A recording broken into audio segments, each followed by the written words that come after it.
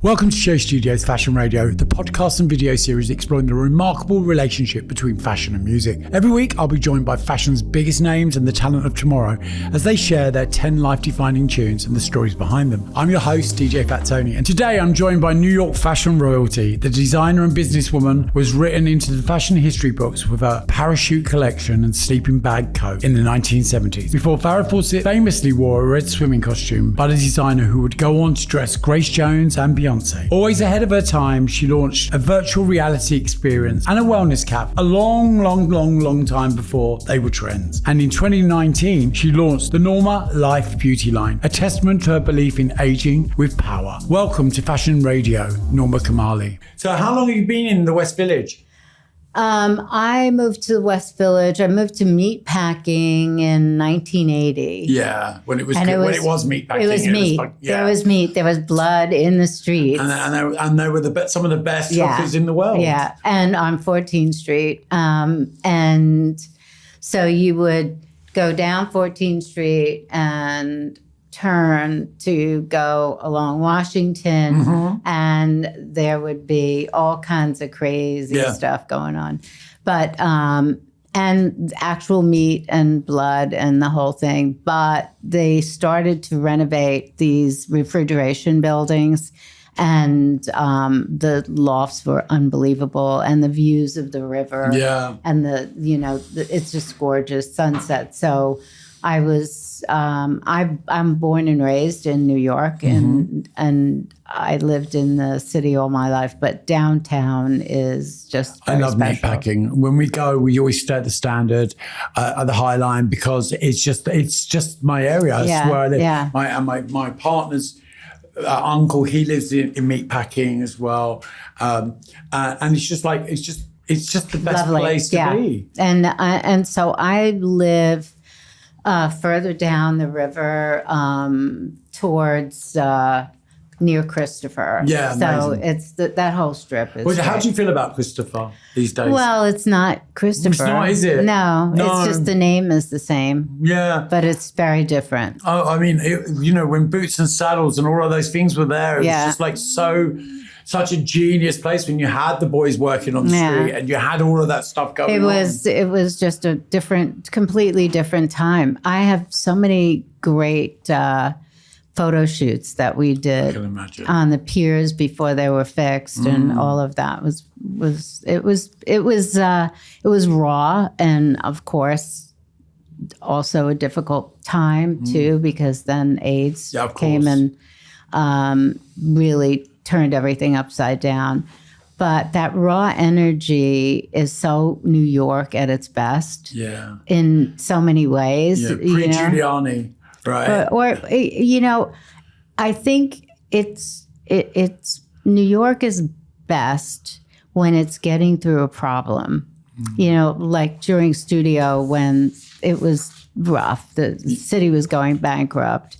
The best talent came to New York. The best people, music, everything was just wildly fantastic. Fashion, I think that was probably the peak of fashion in New York. And just looking at it, Ian Schrager, do you know? Yeah, Ian? Of course I do.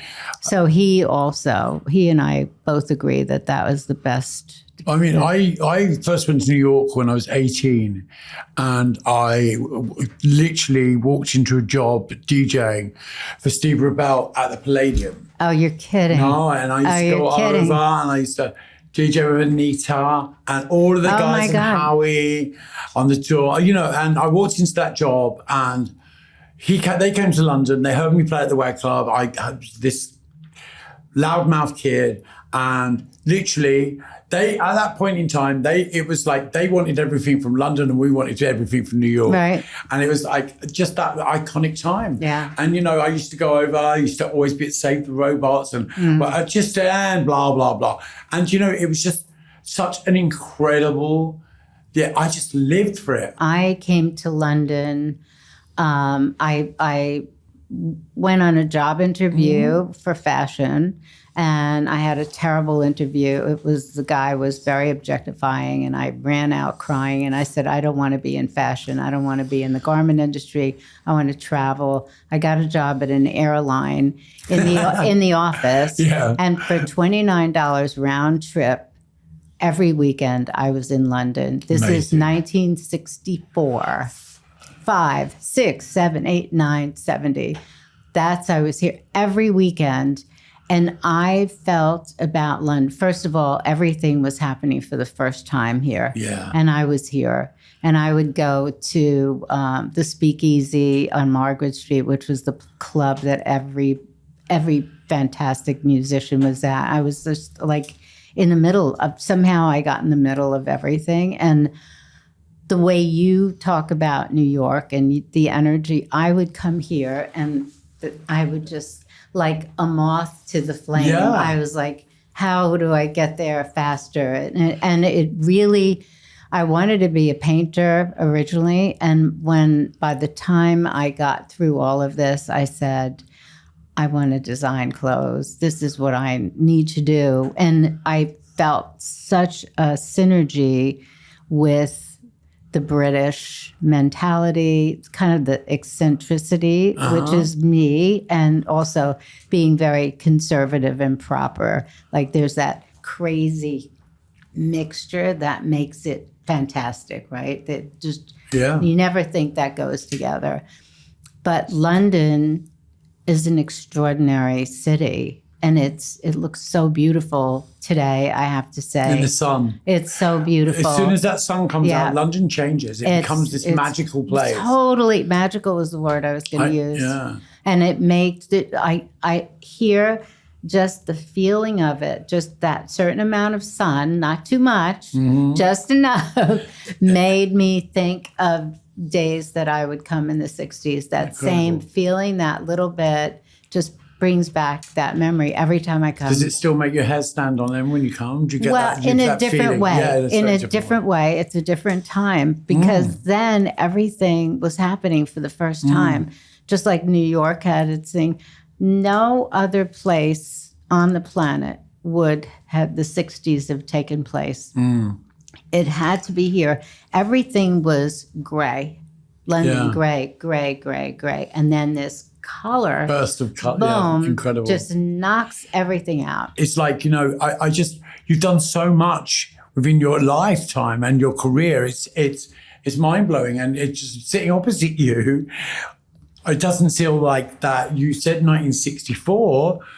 I'm going to be 60 this year, so that's a long time ago. It is. And you don't look old enough. I'm going to be 80 this year. Fuck off. Fuck off is right. Fuck off. That's insane. It is. It's crazy. Oh my God. And I have no understanding of why that number is going to be my number, but I don't really care. I don't feel it. It's right? like, and I have so much that I want to do that I planned. I have to be here longer and do more.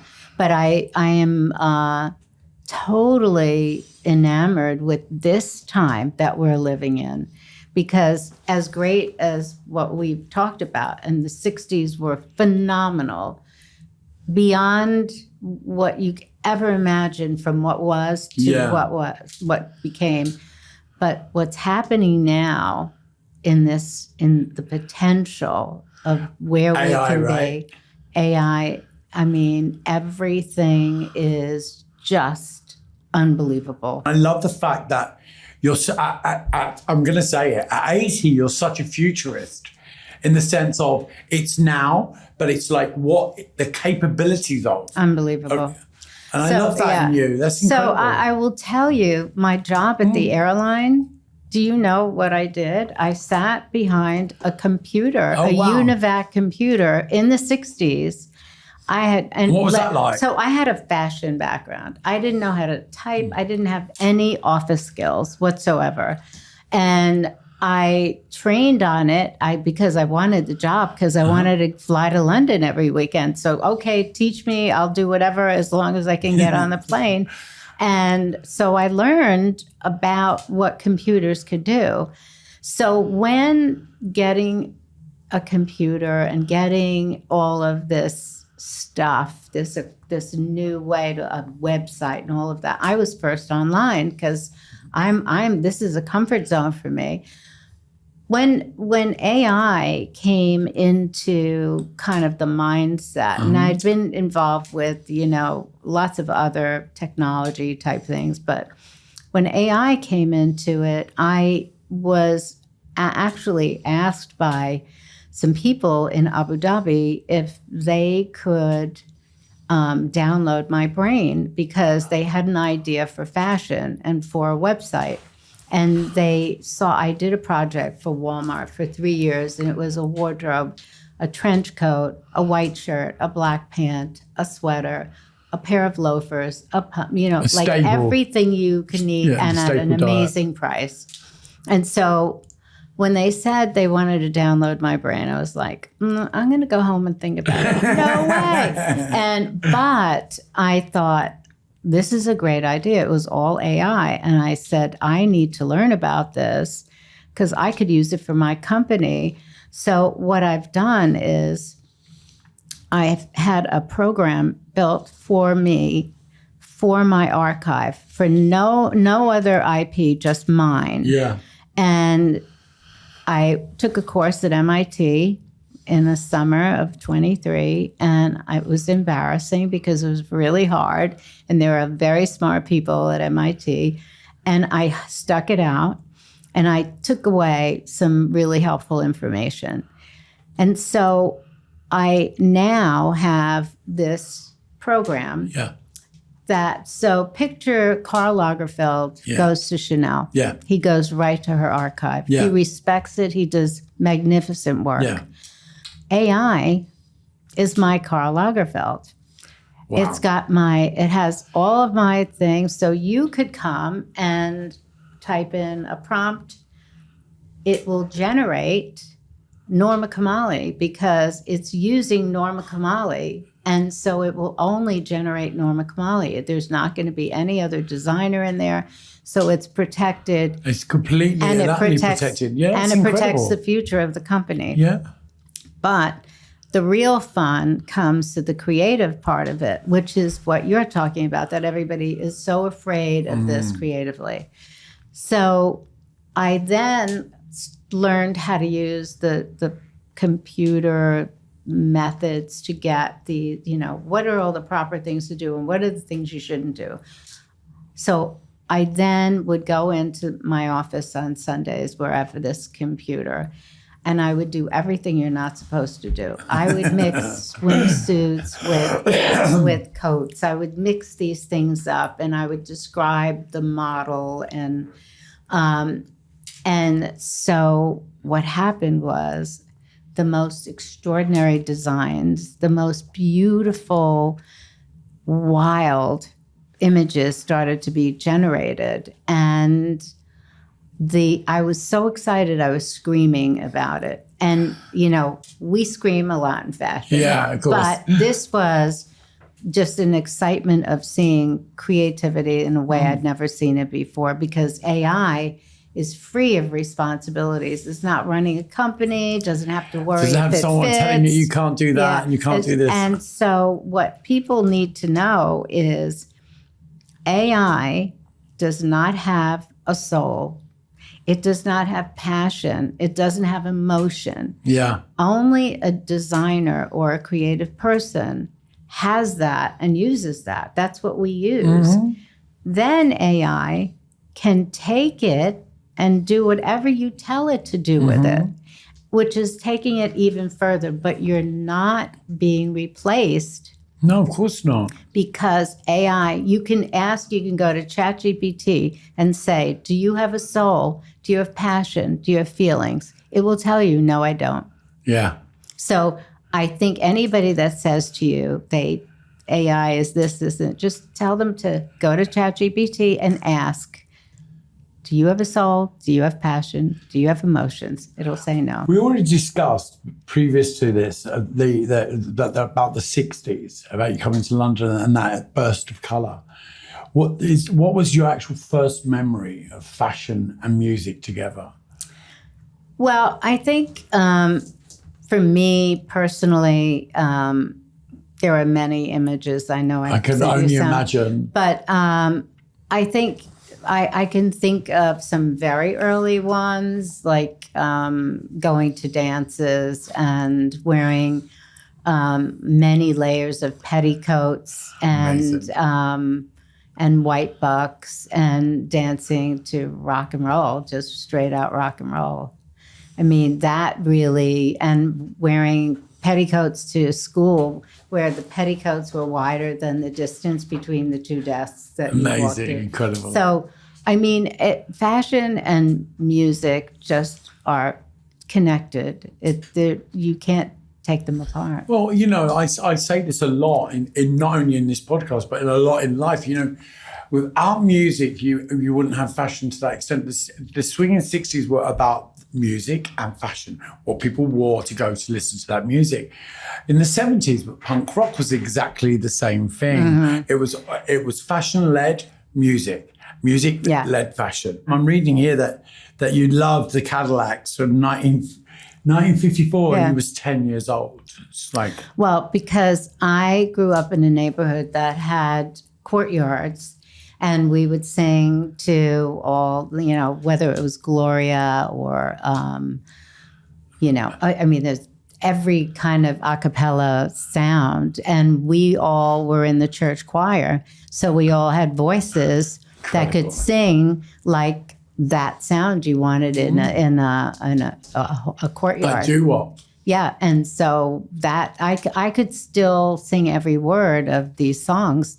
When you're that age and you memorize the song, you're not going to forget the words, right? You know, you're like just looking down here on your song choices. I don't normally look at people's song choices. I always leave it to them.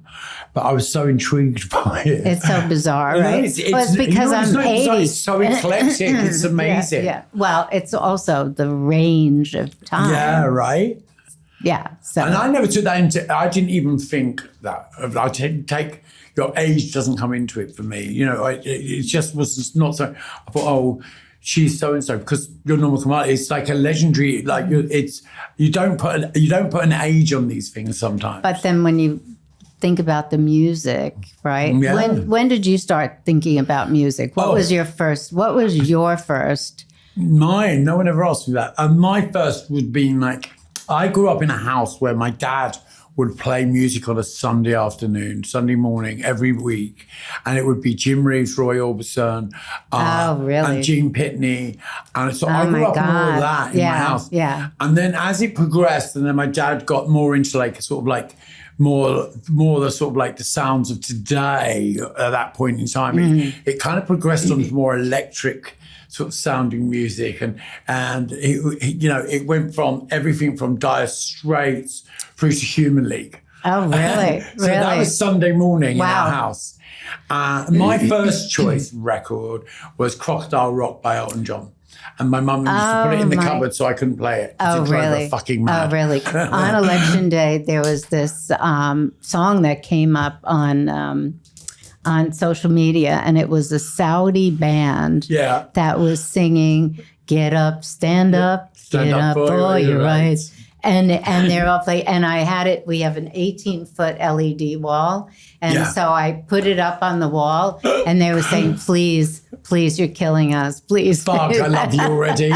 This is what we do. This is what we do. You know. What do you think is going to happen with music and AI and talent? Like what I mean, I'm really curious about who in the music world is going to, you know, I thought it was Will.i.am for a while because he sounded like he was messing with some stuff. But what do you think? I think there's so many up and coming kids that embraced it, and I think that you know, it really depends on the artist and the team around them. If they've got a young team around them, then that's going to change everything. If you've got an old team around you that kind of like, oh, we can't use that. It's killing the industry. It's not killing the industry. It's enhancing. It's going to make a new industry. Totally. Yeah. And it's about embracing it. I'm wondering now, from a social perspective, a social look at the culture,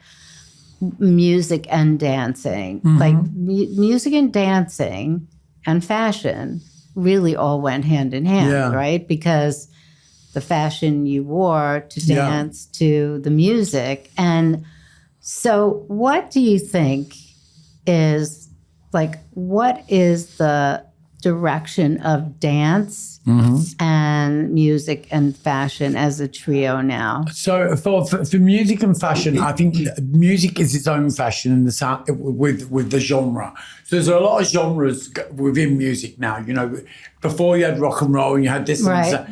Now we have so many different versions of house music. We have so much different garage.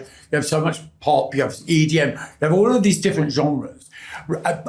When you take it all away, take the names away from it, it's music. Yeah. Right? But so it's in fashion to like a certain type of music.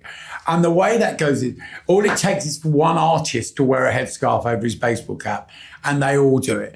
And it's become so big in the sense of, festival-wise, after COVID, we went mass festival. Everyone wanted to be outside. Yeah. That's changing. Yeah. In this country, festivals have gone hard. Look at Burning Man. Look at all of these big festivals. Yeah. They no longer got that pull because it's gone into this era where I love this type of thing, like right now, what we're going through, because we're going through a change. Yeah. And I feel that there is a revolution is going to come, like we've had in the 60s and the 70s and the 80s, and you know, we're from the swinging 60s to punk rock to acid house to all of these amazing revolutions, and I really feel that the world is pushing towards a musical revolution in the sense of there's going to be something that's going to come and knock people off their feet. I agree. And it may be drug-led. It may be a new drug of some sort. Who knows what it is? But something's going to happen because it has to. Yeah. Life can't go on the way it is. We need that change. Disruption is everything. 100%. And this is such a disruptive time. I asked you about that because I feel like we're in this sort of empty area right now where movement and music and fashion are like waiting for something. The way things are going forward, you know, it's going much more underground. Things are going to go, because, you know, when you go clubbing or you go to, everything's so big and so vast. Yeah. You know, they go dancing now in old IKEAs, you know, massive warehouse spaces, you know, and they build it, everything gets bigger and bigger and bigger and much more expensive. Yeah, it needs to get small. Oh, it will. Yeah. Because I've seen this so many times within my career. It needs to get small. It grows, but it gets big, it becomes beautiful, and then it dies. But, you know, I tell you, I think just from seeing so many cycles, I think that the 20 to like this new group, the early 20s coming in, they're really special. Oh, they're amazing. They're so smart. They don't want to drink. They don't want to do drugs. Smart. I mean, but brain smart. And I think just being brought up in these times, and everybody says, well, they don't have this. And it's like, fuck it, they don't have it. They have something else that is going to be needed for the future. And I'm really counting on them to come up with some, like, what's it going to be? We need to be disruptive in a major way, and they're ready for it. Well, we live in a world where we're not allowed to protest, we're not allowed to have a voice, we're not allowed to say this, and if you do, then you suddenly get, cancelled, and we just live in these times where people can drag whatever they want up and accuse you or blame you or do this and do that, and it's a very rock throwing time. Yeah. And I just think so. Let's hope those kids pick those rocks and make something magical with them. Yeah. You're so right. I think there's a lot of fear, and there's the one thing the Brits still have over Americans, big time, is humor. Oh, we love humor. And don't let go of it because we don't have it and it's not pretty. What is the most influential track from your childhood and why? You know, I've worked with a lot of people in music, so I have a lot of good music stories. So Etta James, I was doing a fashion show and the musical director said to me, and I gave him, he said, give me, I've never worked with you before, give me a list of songs you like through the years.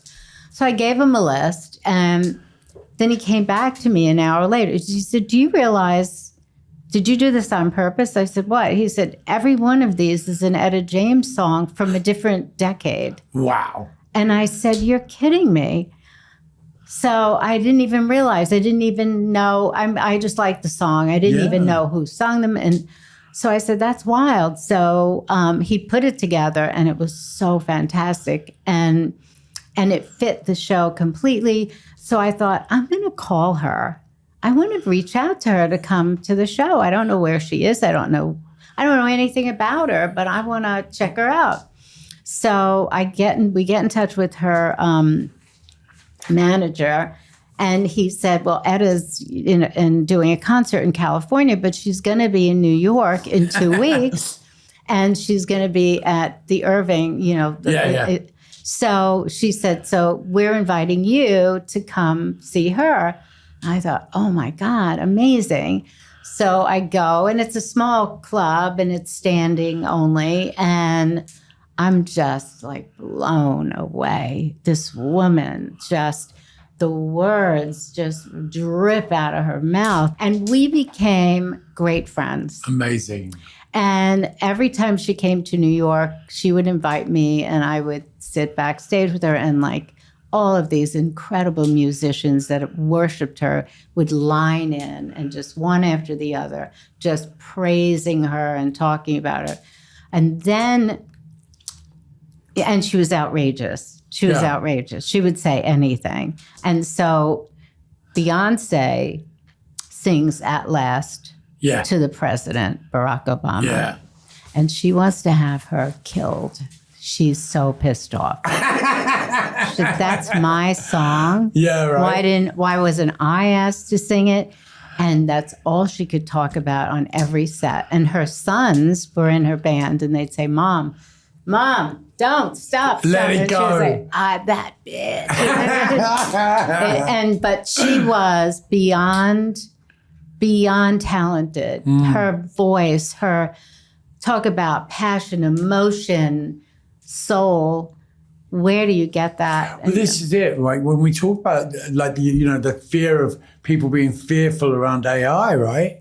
They're not going to replace that. They're not going to. That's soul. Yeah. That's what I'm saying. That is real, and so that's where people need to step up and show that. So we always have talent coming through. I mean, Etta James is like just. And she would call me. When I had that collection. I had that collection at Walmart. I told you about. Yeah. She called. She was, all right, I'm at Walmart, and I want to get the dress. How can I get that dress in my size? It's like Etta. She's. I'm here with the kids. I'm in Walmart. We're shopping. It's like okay, but she really was beyond special. The other person that was very special was John Lennon. He would come in with Yoko. Amazing. And John Lennon was brilliant. He was so clever. He was so smart.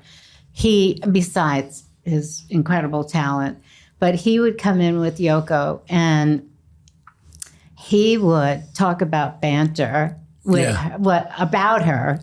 Trying on the clothes, and you had to cry. I mean, it was just crying. It was so funny. When he died, she asked me to make her suit for the funeral. My God, gorgeous! How are you? Want to come up? Yeah, she wants to go on your lap. I didn't know. She loves. Yeah, no, she's. That's it now. Okay, so now. Good now girl. We're good. What's the one? If you could pick one song record that had, of all time, had the biggest impact on a group of people in a club, or that you can think, what's that Promised one? Land was by Joe Smooth, was one of those tracks that was like, brother, sister, let me take you to the promised land. Was one of those culturally at that point in time when we were going through the acid house era, that track came out and it just changed. It was just like an angel from above comes down and spread its wings like love. It was just like, it was like... Yeah, I can see that. That whole ecstasy moment of like life of changing and affirmative. And it was one of those tracks. And there's been so many of those tracks that just change everything. Yeah. That are the game changers. And, you know, and it's like, that's what I love about being around for a long time. Yeah. Because you've experienced... You really have, you have perspective. 100%. Yeah. And it's so important, you know, to have that retrospective. And then, you know, when something new comes out, you can tell this is really new. Yeah, this is no remake. And I love new stuff. Yeah. I love new stuff. But you can tell that it's new. Yeah, of course you can, yeah. And that's where the good stuff. Oh yeah, really 100%. happens. Yeah, totally. That's what I'm saying to you. You know, whatever comes next, and there is a new drug, and I like the fact. Do you think it's going to be maybe LSD again, or some of the? I think it's going to be along those lines. I really do. It needs to, everyone's brains need to be opened. I think if you think of all the geniuses, and we're lucky at this time in the world that we do have geniuses that are alive and well and productive. They're all complicated. Yeah, of course. They're all complicated. It does not come without complications. I think, and I'm sure they've all microdosed and looked at them, because to put your head at rest, to be able to be a genius and also manage it, I think there's some guidance involved, and that's how I think we can get more productivity from these really high level people. What song do you love to hate? What's your guilty pleasure? Crazy by Patsy Cline, and also Crazy, again, the what is it, 2006 version. And so between, what was it, 63 or something, Patsy Cline, and then having that come back and just to re-haunt you. Yeah, and it's such an annoying song, but at the same time, it's so hypnotic that you just get like, you're locked into it. And when I did my AI, I did an installation for AI in my space. Yeah, I played this because everything on the screen looked crazy because I pushed it. And so I played the music to it. And that sound just intensified all of these AI images. Amazing. And it was so perfect. And I thought, you know, this song is like driven me crazy, but it's like, it perfectly describes what's happening. What's the most important song you've heard at a catwalk show? I love the fact that you didn't answer that. I can't, nothing is popping to mind. Yeah. I think it's so personal for each show that music went with that collection. That I see it together. I don't see it as a separate thing. I love that answer, because you know what? Over the years, I've done so much music for fashion shows, even from the age of 16 onwards. And music and fashion go together. The beat of the music commands how fast the girls walk, how they present it, what they're wearing. Yeah, totally. Yeah. And the magic of watching a show and having the music at like a heartbeat rate and going in just takes you on that journey. Yeah. And you're right, it is really, really a personal thing. It's that moment. It's really totally. But then you leave there. And it's different. What song do you have on repeat? Apart from Patsy Cline. It's La Verdolago. Oh my God. Do you know this song? No, I don't. Oh, this is what I love about this podcast. Oh my God. I learn things and I go home and then look at them. This does not end this song. I'm going to send you the link to it. Please. And I'm telling you, it's so sensual and deep in the beat, but it's so like you could hear it a zillion times. Oh, I love it. And do you work out at all? Yeah, of course. That's what you work out to. If you could raid the wardrobe of anyone, living or dead, which that's easy. No, Jimi Hendrix. Amazing. And I met him at the Speakeasy on Margaret Street. It's I genius. swear to God. No, I believe you. This is why I'm saying fuck off as in a And good thing. I said to him, have you ever heard of Alatunji? And he said, no. Do you know Alatunji? No, I don't. African drums. Yeah. Amazing. I, for some reason, was into African drum music in the 70s, of course. Yes. And I thought, wow, if he knew Alatunji, I could see how he could really just kill it, right? I mean, and that is someone to see playing guitar up close. And so at the speakeasy, he would play there, and it would be just chilling. Yeah. Chilling. I mean, I've had a very long, eventful life, and I've been in so many incredible experiences, musically and fashion and whatever. I'm being very fortunate to be in the right place at the right time. But sitting, listening to you, I met Jimi Hendrix, and it's just like, it's baffling. It's just what a great life you've had. Well, it's very interesting. None of it was planned. No, of course. Or, it's just like you said. I was there. Because you're meant to be. And I didn't force myself to get in. I was just invited in. How did that happen? Like, this guy was sitting at his desk eating a tuna sandwich, supposedly interviewing me for a job with his feet up, telling me to come over and turn around for him. Men again. And it made me no, it's just that I thank him. If he didn't make me feel awful, I never would have gone to the New York Times to look for a job. I never would have gone to the airline. I never would have come to London. I look at my life and I tell every young person who's flipping out because things aren't going their way, the universe is saving you. 100%. If you force yourself to go there, there's some door that you should be going through and you're not going through it. So I think about all of the horrible things that really made me feel, oh my God, what am I going to do? And by going off in another direction, something else happened. And tell me that hasn't happened to you. Oh, 100%. Right? I'm the firm believer of that. I went off into a world of addiction for like 28 years and but if I hadn't gone through that, and I'm now 18 years sober, if I hadn't gone through what I went through then, I wouldn't be the person I am today. What would be the theme tune for your life so far?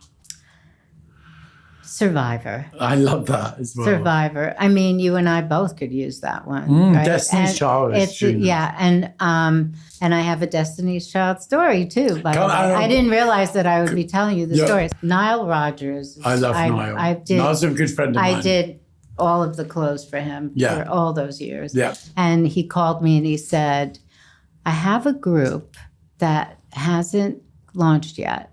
They need a look, and I'm going to come with them to see you. So he comes to see me with these three girls. I can't hear the music, don't know what they sing, but I need to get them something, and I've come up with something. And they're all lovely. And one girl is folding the clothes and getting coffee for everyone, and it's Beyonce, of course, right?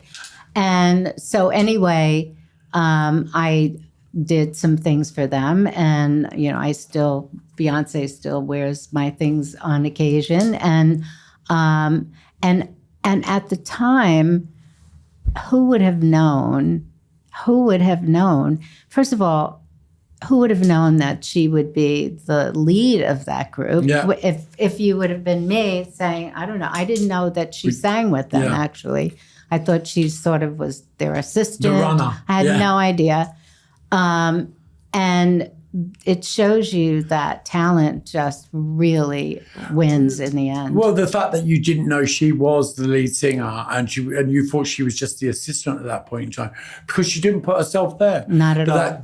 That shows you the drive and the level of real talent. Yeah. It will always shine through. So and I'll always back see it. to the song. Yeah. she's a survivor. No, Right? 100%. She totally, incredible. and in the best way possible. It's really commendable. You know what? I love a survivor. I really do. And I just think that, you know, anyone that's been through anything in their life or of any form of trauma or addiction, or I think it's just anyone that's got over the worst relationship or that's gone to the depths of desperation and come back up is a survivor. And they are, you know, that in itself is just needs to be rejoiced and celebrated because it's in all of us. At some point in our lives, we'll get to that point where we think, I can't go on anymore. And it's the ones that do go on that, you know, just make this world so magical, right? I use that word a lot on today's because today's interview has been magical. I really want to end on your one line that's at the end of this bio, which is, I appreciate every day I live a creative life. What a fucking line.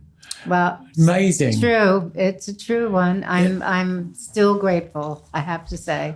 Even when the days you think, oh my God, how am I getting through this day? I just want to go home and go to bed. I can't take it. And then I think, well, what else would you want to be doing? Like, yeah, this shit, it was terrible. But what else would you possibly want to do? Yeah. And what about you? Same thing, right? Yeah, 100%, 110%. You know what? I you know, my days are relatively all right. Everything's good because I want it to be good. But you know what? I'm the only time it gets complicated or when I make it complicated. Even what anyone does to me, they don't have that power to make me feel bad. Yeah. Only I do. Yeah. Only I can make myself feel like that. And you know, it comes, it lasts an hour now, and it goes because I kind of just think, I've been through so much in my life and I want to go through so much more. Yeah. But I want to be conscious for it and I want to be a part of it. You know, life is incredible. And you know what? I'm so glad I met you. I'm so glad I met you too. Seriously, so happy I met you. Honestly, it's been such a joy I've loved having meeting you you in show studios today.